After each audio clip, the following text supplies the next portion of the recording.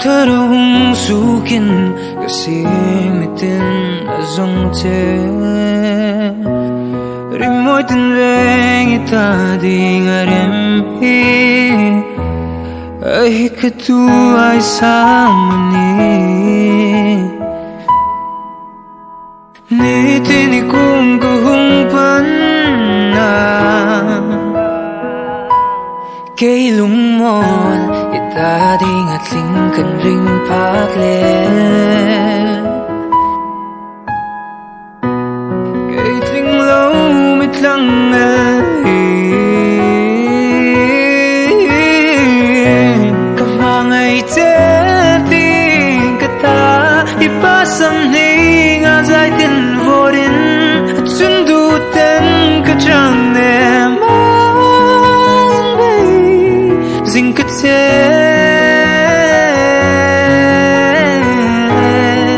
ilong leng na ay tutoy dam ay kantim ilong dam na zinkate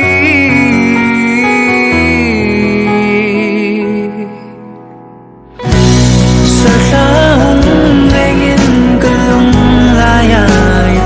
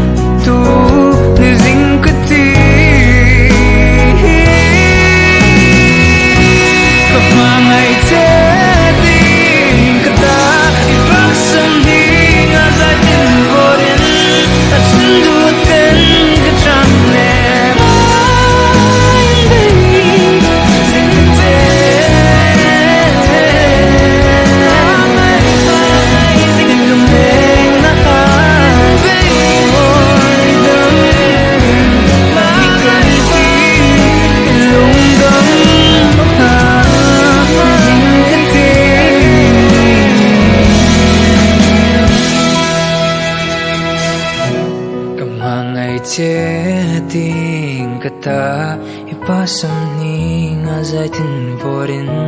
at sundutin katrang nema in bing singkate